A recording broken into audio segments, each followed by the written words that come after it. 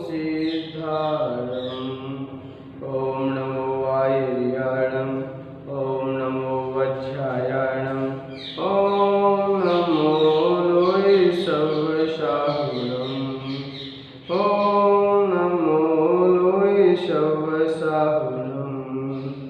आपने आपको आप में वर लिया, चेतना को स्वयं ही प्रखर कर लिया।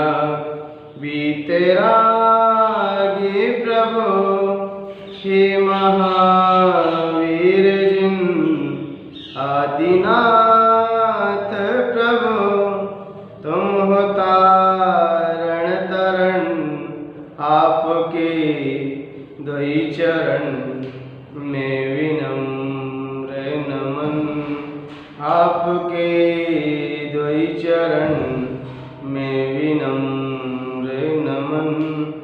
यस्य स्वयं स्वभावाप्ति प्रभावी कृष्ण कर्मणः, तस्मै संज्ञन रूपाय नमोस्तु परमात्मने, नमोस्तु परमात्मने। जय बोले अनंतानंद श्री भगवान की जय। प्रथम तीर्थंकर श्री विश्वनाथ भगवान की जय। धर्म तीर्थ शासन नायक अंतिम तीर्थंकर भगवान मार्गदर्शन स्वामी की जय। आचार्य भगवंत गुरु श्री विराट सागर जी गुरुदेव की जय। मम दीक्षा गुरु आचार्य भगवंत गुरु श्री विनम्र सागर जी गुरुदेव की जय। आचार्य भगवंत श्री पूज्यपाद स्वामी की जय। पूज्य आचार्य श्री के दिव्य देशना, जो कि पूज्यपाद स्वामी आध्यात्मिकता को लिए हुए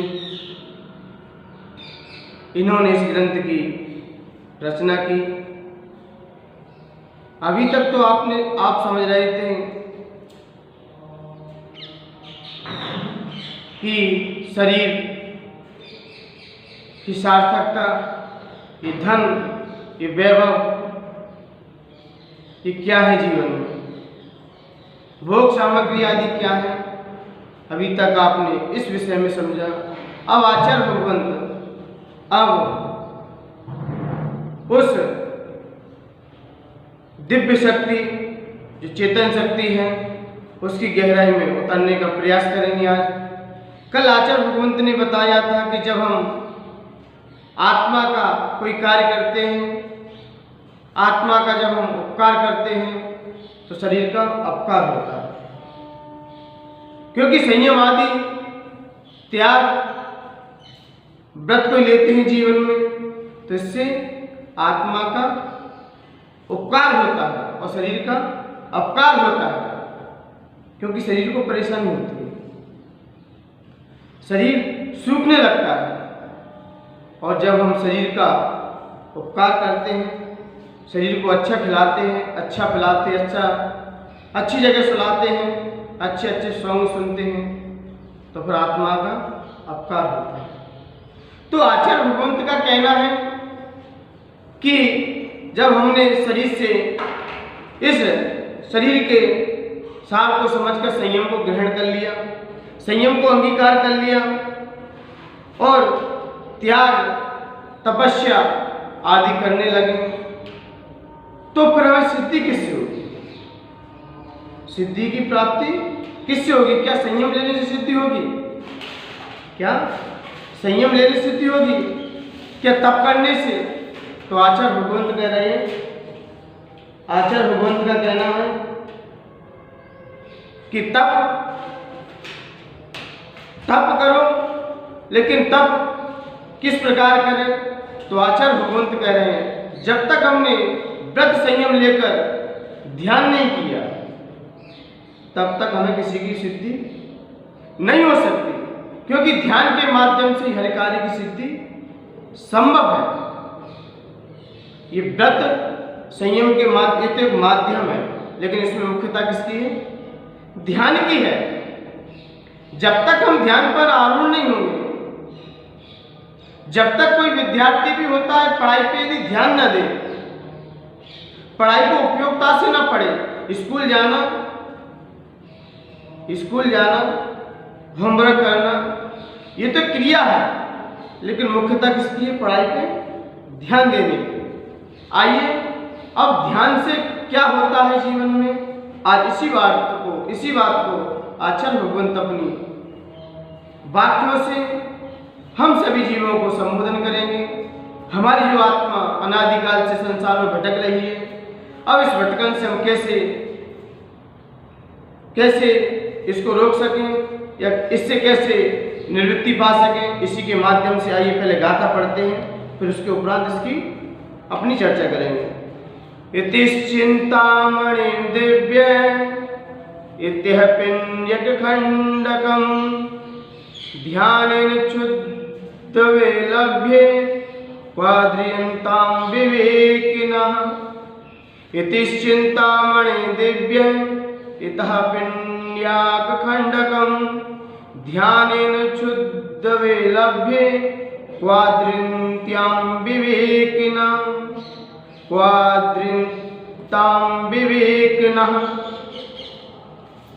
यहाँ पर आचार्य भगवंत पूज्यपाद स्वामी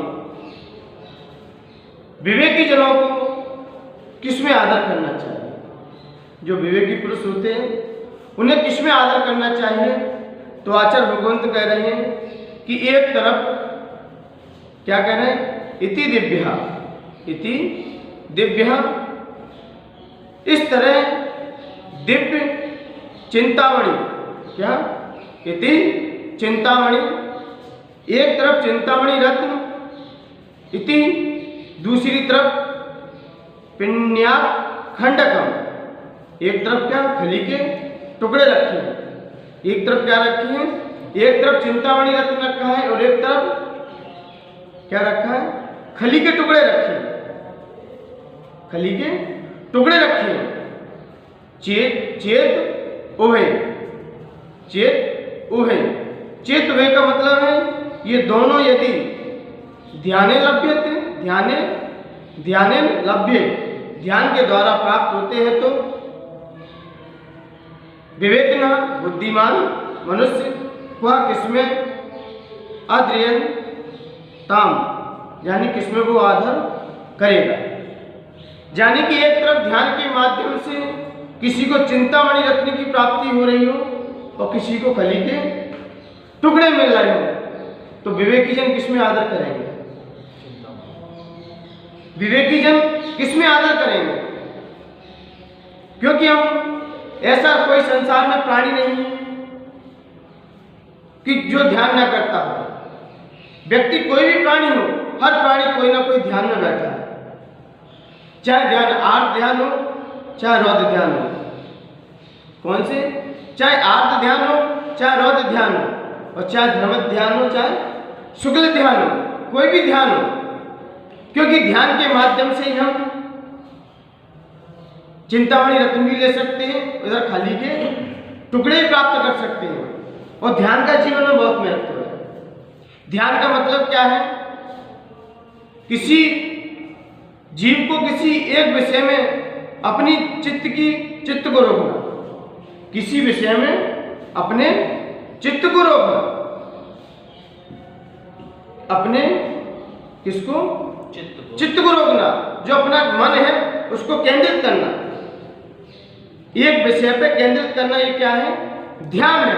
जैसे ड्राइवर गाड़ी चलाते हैं तो देखिए उनका चित्त कैसे रहता है, बड़े ध्यान से गाड़ी चलाते हैं।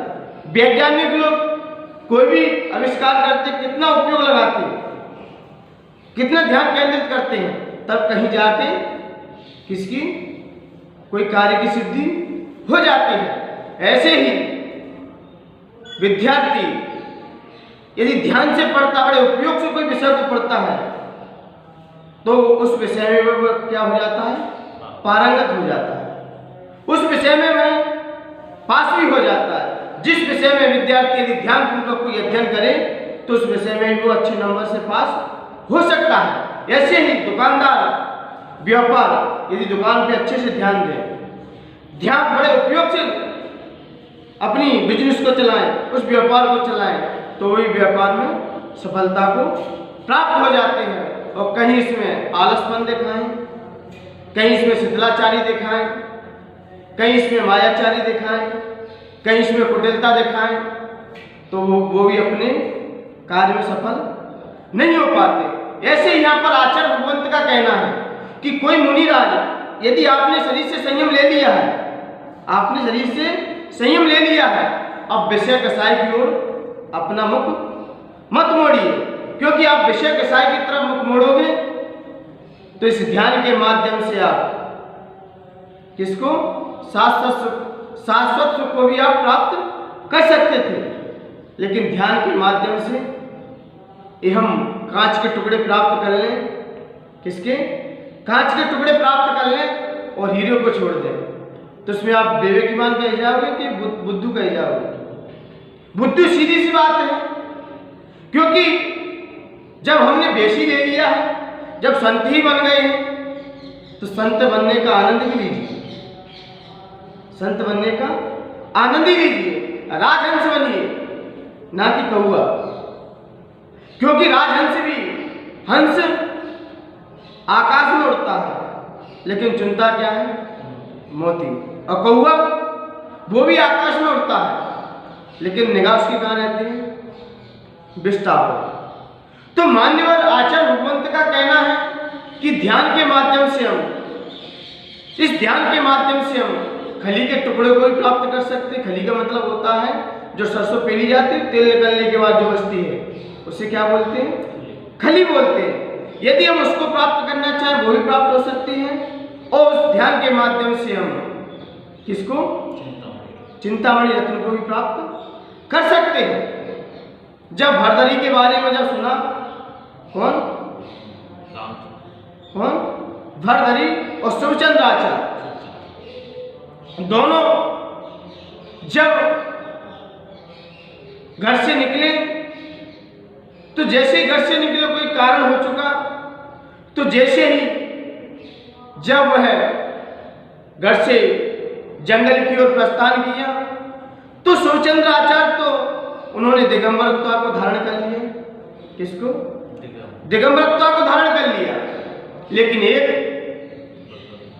भरदरी वो जाके कोई एक, वो भी साधु बन गए, वो भी साधु बन गए। तो जैसे ही भरदरी ने 12 साल तक क्या की, तपस्या की, साधना की, इधर शिवचंद्र भी साधना कर रहे थे। तो जैसे ही उन्होंने 12 साल तपस्या करके किसी संत महात्मा के चरणों में रहकर जब उन्होंने 12 साल की तपस्या का फल प्राप्त किया, उस फल को उन्होंने अपने जीवन में देखा, तो उन्होंने भी उस फल को प्राप्त करके अपने गुरु से ही वो गुरु से ही अलग विहार करने लगे। तो जैसे ही विहार करने लगे तो उनके मन में विचार आया कि मेरा बड़ा भाई भी साधु बना है, तो उन्होंने, भरदरी ने एक अपने शिष्य को उनके पास भेजा। तो जैसे ही भेजा तो शिवचंद्र आचार्य तो नगन थे, नग्न मुद्रा थी, पीछे कमंडल था और ध्यानस्थ बैठे हुए थे। तो ऐसे बैठे हुए थे, तो जैसे ही उस शिष्य ने देखा और शिष्य ने देखकर वह सारा समाचार भरदरी के कानों में, भरदरी के सामने सुनाया। तो जैसे ही भरदरी ने सुना, उन्होंने कहा कि आपके बड़े भाई तो बहुत गरीब है, उनके पास कुछ नहीं है, शरीर पे कपड़ा भी नहीं है, और एक वृक्ष के नीचे बैठे हैं। तब भरदरी के मन में विचार आया, उन्होंने कहा जब मैं सारी दुनिया को माला माल कर रहा हूँ, सबको अपना रसायन देता हूँ, तो अपने घर को ही क्यों ना दे दूँ। तो जैसे ही भरदरी ने अपने किसी शिष्य के द्वारा एक रसायन भेजा कि ये हमारे बड़े भाई को दे देना, जिससे वह सोना बनाना सीख जाएंगे, उससे अपनी जीवन यापन करते रहेंगे। तो जैसे ही वह शिष्य शुभचंद्र स्वामी के पास पहुंचा, तो शुभचंद्र स्वामी को देखा तो वो तो ध्यानस्थ थे, वो तो क्या ध्यानस्थ थे। तो जैसे ही उन्होंने प्रणाम किया और प्रणाम करके बोले कि आपके भाई ने ये आपको रसायन भेजा है जिससे आप अपनी जीवन यापन करते रहना। तो शुभचंद्र ने अपनी ध्यान मुद्रा को विराम दिया और विराम देकर उस शिष्य की बात को सुना। उस शिष्य से आचार्य श्री ने कहा कि जो रसायन दिया है वो यहीं पर डाल दो, इसी पत्थर पे डाल दो, इसी पत्थर पे डाल दो। तो जैसे ही उसने कहा कि ये तो बहुत रसायन महंगा है, कोई धातु हो, कोई लोहा आदि धातु उसको सोना कर देता है, लेकिन आप तो कह रहे इसे ऐसे फैला दो। तो वो तो घबराने लगे, तो आधा रसायन उन्होंने फैला दिया। और जैसे ही फैलाया तो उस शिष्य फिर अपने गुरु के पास आया, भरदरी को देखा। तो जैसे भरदरी को देखा तो वहां पर उसने अपना पूरा समाचार सुनाया। तो भरदरी ने कहा कि आपने अच्छे से समझाया नहीं होगा। तो फिर भरदरी स्वयं चल के अपने भाई के पास आए और भाई से कहा कि आपने क्या वेश बना रखा है, शरीर पे कुछ नहीं है, और क्या खाया पिया होगा आपने अभी तक। तब उन्होंने सारा वृत्तांत सुनाया। देखो मैंने कितनी त्याग तपस्या करके ये रसायन पैदा किया है, जो कोई भी धातु हो जो सोना बना सकती है, सोना बना सकती है। तब शुभचंद्राचार्य खड़े हुए, अपने छोटे भाई को संबोधन दिया। उन्होंने संबोधन देते हुए कहा कि हे अनुज, यदि आपने 12 साल तक त्याग तपस्या करके ये रसायन पैदा कर पाया है, घर में कमी थी क्या? आपने 12 साल की त्याग तपस्या में सिर्फ सोना बनाने की विधि सीख पाई, घर में कमी थी क्या? जिसको हम ठोकर लगा के आए हैं उस पर यार तो आप मर रहे हो। साधु बनने के बाद भी लोगों के अंदर की विषय वासना भी बाहर नहीं निकल पाती, पुराने संस्कार बाहर नहीं निकल पाते और उनमें जाके फंस जाते। आपने भी ऐसा ही किया है कि आप साधु तो बन गए, लेकिन आपके अंदर जो विषय कसाय है, जो आरंभ, जो राग देश परिणति है, वो अभी तक आपके अंदर से नहीं निकली है। और जब तक हमारे अंदर से राग देश की परिणति बाहर नहीं निकलेगी, तब तक हम कितनी भी त्याग तपस्या करते रहें, ये सब पीने के खली के टुकड़े के समान ही वस्तुओं को आप प्राप्त करते रहोगे, लेकिन वास्तव में सुख को भी आप प्राप्त नहीं कर सकते। तो बहुत समझाया। तब उन्होंने कहा कि आपने क्या किया 12 साल तक। तब शुभचंद्र स्वामी अपनी स्थान से खड़े हुए।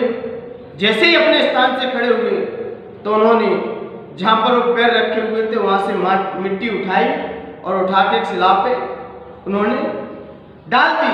और जैसे ही शिला पे डाली तो शिला क्या हो गई? पूरी सोने की हो गई। किसकी हो गई? सोने की हो गई। तब उन्हें आश्चर्य हुआ कि वास्तव में दिगंबरता की क्या पहचान है, दिगंबरता की क्या शक्तियां हैं, दिगंबरता के अंदर क्या चमत्कार है।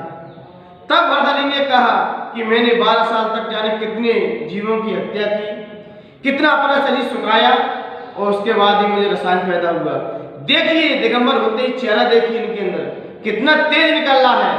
और मैंने तो कोई धातु हो तब सोना बनती है, इन्होंने तो अपनी मिट्टी उठाई और पत्थर को भी सोना बना दिया। मान्यवर ये घटनाएं तो बहुत सारी घटनाएं हैं दर्शन के लिए देखी जाए। हमारा कहने का अभिप्राय ये है कि हम इस पंचम काल में जन्मे हैं। मुझे पता है कि पंचम काल में किसी को शुक्ल ध्यान नहीं होता जो साक्षात मोक्ष का कारण बनता है, लेकिन धर्म ध्यान के माध्यम से हम उस शुभ उपयोग के माध्यम से हम उस लक्ष्य तक को भी प्राप्त कर सकते हैं। लेकिन आर्त और रौद्र ध्यान में रहना ये हमारी क्या है? बिल्कुल क्या है? मूर्खता है। क्योंकि आर्त का मतलब है, क्योंकि आर्त ध्यान मतलब अंतरंग से अपने आर्त परिणाम होना। क्या? आर्त परिणाम होना, संकलेशित होना अंदर से। और रौद्र का मतलब है क्रूर परिणाम, किसी के मानने के, किसी के हड़पने के भाव होना। देखिए अपने अंदर कौन से ध्यान है आपके अंदर। 8 ध्यान के 4 वेद, इष्ट वियोग, अनिष्ट संयोग, पीड़ा चिंतन और निधान। इष्ट वियोग, कोई वस्तु हमारी बिछुड़ती है तो हम रोते हैं, चीखते हैं, चिल्लाते हैं। कोई हमारी पर वस्तु बिछुड़ती है तो हम क्या करते हैं? रोते हैं। ये क्या, कौन सा ध्यान है ये? और 8 ध्यान, इष्ट वियोग, अनिष्ट संयोग, कोई हमारा दुश्मन मेरे पास बैठ जाए या सामने दिख जाए तो हमें उससे क्या होने लगता है? ये मेरे पास से कब जाए, उसे द्वेष होने लगे, तो कौन सा ध्यान बनता है? अनिष्ट संयोग, पीड़ा चिंतन। पीड़ा चिंतन, यदि कोई शरीर में पीड़ा हो जाए, ये कब ठीक होगी, कैसे ठीक होगी, इसका उपचार करना। और मान्यवर लोग की थोड़ी सी पीड़ा होती है और सबसे पहले व्यक्ति धर्म को भूल जाता है। किसको भूलता है? धर्म को भूल जाता है। कोई भी घर में परेशानी खड़ी हो, कोई भी घर में कोई परेशानी आ जाए, कोई दुखी हो जाए, तो व्यक्ति किसको छोड़ देता है? सबसे पहले धर्म को छोड़ देता है और मान्यवर, और सारी क्रियाएं करेगा, पूरी घर में रहेगा, लेकिन किसको छोड़ देता है? धर्म को छोड़ देता है, जिससे पीड़ा का निवारण हो, और व्यक्ति उसी को ही छोड़े, उसको ही पहले छोड़ देता है। तो पीड़ा चिंतन में हमेशा डूबा रहता है कि मेरी पीड़ा का कब विनाश हो, मैं कब स्वस्थ हूं, उसकी दिन रात उसी में लगा रहता है। तो ये कौन सा ध्यान है? पीड़ा चिंतन, निदान। पूजा करते समय, भगवान की भक्ति करते समय, हम अर्चना करते समय साधु बन गए और ध्यान किसका है? मैं क्या बनूं? चक्रवर्ती बनूं। मैं क्या बनूं? चक्रवर्ती बनूं। ऐसा परिणाम होना, ऐसी अंदर से भाव होना, ये क्या है? निदान है। मतलब ऊंचे स्थान पर बैठकर, ऊंचे स्थान पर बैठकर नीचे की भावना रखना। किसकी? मुनि बनने के बाद भी लोग कहे मैं राजा बन जाऊं। अरे तुम अभी तो महाराजा हो ही, अब राजा बनने के भाव क्यों कर रहे हो? लोग भगवान की भक्ति करते, पूजन करते, अर्चना करते हैं। देखिए लोगों की कामना क्या है? खिलौना मिल जाए मुझे, घर में धन संपत्ति मिल जाए मुझे। ये क्या है? ये निदान है। और कहीं बंद हो गया तो चीज तो मिल जाएगी आपको, लेकिन वही चीज आपको क्या कर देगी? क्या? फिर आपको वही चीज रौद्र परिणाम कर देगी आगे चल के। और रौद्र परिणाम हो जाएंगे तो व्यक्ति नरक और निगोद की यात्रा करता है। क्योंकि रौद्र ध्यान का मतलब क्या है? रौद्र ध्यान हिंसानंदी, मृषानंदी, हिंसा में आनंद मानना, झूठ में आनंद मानना, और कौन सी? चौर्यानंदी, चोरी करने में आनंद मानना और परिग्रह में आनंद मानना। ये कौन सा ध्यान होगा? इससे कौन सा ध्यान होगा? रौद्र ध्यान होगा। और रौद्र ध्यान व्यक्ति को नरक और निगोद की यात्रा कराता है। और आर्त ध्यान त्रियंच गति जैसे की, त्रियंच जैसी गतियों की यात्रा करा देता है। लेकिन आचार्य भगवंत का कहना है धर्म ध्यान, जो हमें देव और मनुष्य गति में कारण बनता है। लेकिन शुक्ल ध्यान ध्याने वाला व्यक्ति देव गति के साथ साथ ही साक्षात मोक्ष का कारण है। किसका कारण है? मोक्ष का कारण है। लेकिन ये ध्यान आज्ञा, अपाय और विपाक और संस्थान भी चाहिए। धर्म ध्यान के 4 भेद हैं। ऐसे शुक्ल ध्यान के जो साक्षात मोक्ष का कारण है। लेकिन किसी ने कहा है, किन्हीं की मान्यता है कि श्रावक भी धर्म ध्यान कर सकते हैं। तो आचार्य भगवंत शुभचंद्र स्वामी ज्ञानार्णव ग्रंथ के अंतर्गत एक बात लिख रहे हैं कि मैं मानता हूं कि आकाश से पुष्पों की वर्षा हो सकती है। मैं आकाश से पुष्पों की वर्षा मान सकता हूं कि आकाश में पुष्प लग सकते हैं और बंध्या स्त्री पुत्र को जन्म दे सकती है और गधे के सींग एक बार माया जाल से आ सकते हैं। ऐसा मैं मानता हूं। वैसे तो ये तीनों काल में चीज संभव नहीं है, लेकिन कोई मायावी जाल से ये कार्य हो सकता है। लेकिन मैं ये नहीं मान सकता कि घर में रह के किसी को मोक्ष हो जाए, घर में रह के किसी को ध्यान हो जाए, गृहस्थ आश्रम में रह के ध्यान हो जाए। इसको मैं कदापि नहीं मान सकता, क्योंकि फिर तीर्थंकरी क्यों ना हो, तीर्थंकरी क्यों ना हो फिर, क्योंकि तीर्थंकर जब शुक्ल ध्यान पे आरूढ़ होते हैं तभी कर्मों का क्षय होता है। लेकिन गृहस्थ आश्रम में जघन्य धर्म ध्यान हो सकता है, उपचार से धर्म माना है। गृहस्थ आश्रम में उपचार से धर्म ध्यान है। उपचार का मतलब क्या है? उपचार का मतलब क्या है? शेर को आपने देखा नहीं, सामने बिल्ली दिखा दो किसी बच्चे को और बच्चे से कहो ये क्या है, ऐसा ही शेर होता है, ऐसा ही क्या होता है, शेर होता है। और बच्चे को छोटे से यही सिखाया जाता है ये क्या है। कोई पूछे शेर कैसा होता है तो उसे बिल्ली दिखाई जाती है, कैसी, ऐसा क्या होता है, शेर होता है। लेकिन क्या बिल्ली शेर है क्या? तो ऐसे ही गृहस्थ आश्रम में रहकर, घर परिवार में रहकर व्यक्ति को जघन्य धर्म ध्यान आचार्य भगवंत ने माना है। लेकिन मुख्यता से धर्म ध्यान क्या होता है? 7वें गुणस्थान से चालू होता है। लेकिन चौथे, 5वें, 6वें गुणस्थान से या जघन्यता से मुख्यता नहीं दिया, उपचार से धर्म ध्यान है। लेकिन वास्तविकता के धर्म ध्यान देखा जाए तो 7वें गुणस्थान से और 8वें गुणस्थान से शुक्ल ध्यान चालू हो जाता है। और लोग कहते हैं घर में ध्यान करेंगे, घर में ध्यान करेंगे। देखिए किसका ध्यान होता है घर में रहकर, घर में रहकर किसका ध्यान होता है। यहाँ पर पूज्य आचार्य पूज्यपाद स्वामी इष्टोपदेश बात कर रहे हैं। अब यहाँ पर गृहस्थों के साथ साथ मुनि को ज्यादा संबोधन दे रहे हैं, मुनि की ध्यान की आकृता बना रहे हैं कि आप अपने गुणस्थान से उठिए, क्योंकि जब तक प्रमाद रहेगा आपके अंदर तब तक आप ध्यान नहीं कर सकते।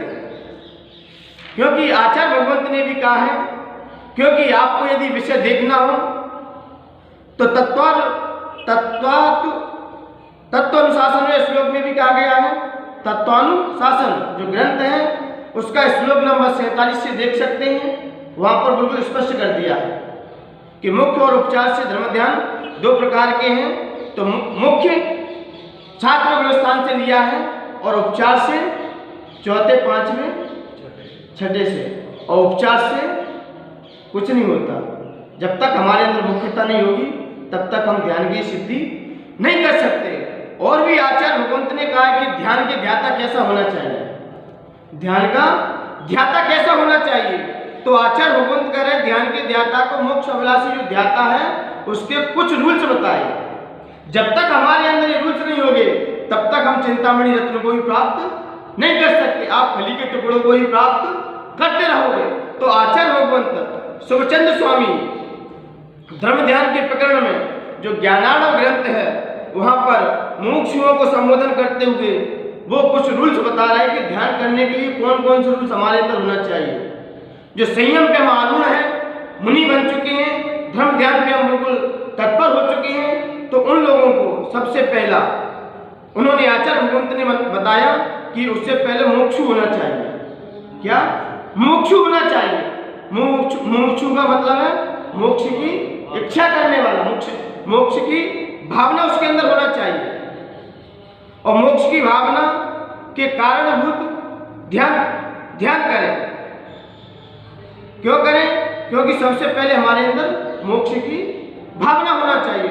दूसरी बात बताई, संसार शरीर रोगों से वृत्ति होना चाहिए, क्योंकि जब तक हमारे अंदर संसार शरीर रोगों की वृत्ति नहीं होगी तो हमारा चित्त भी स्थिर नहीं रह पाएगा।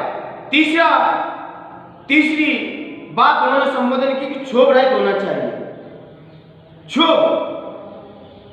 क्षोभ का मतलब क्या होता है? अंदर कोई कषाय नहीं होना चाहिए। यदि क्षोभ होगा, किसी के प्रति क्रोध होगा, तो आपका मन भी चित्त, आपका चित्त एकाग्र नहीं हो सकता, शांत चित्त नहीं हो सकते, क्योंकि व्याकुल चित्त के ध्यान की सिद्धि नहीं होती। और भी उन्होंने सिद्ध किया, चौथी बात की कि अपने मन को वश में करना होना चाहिए।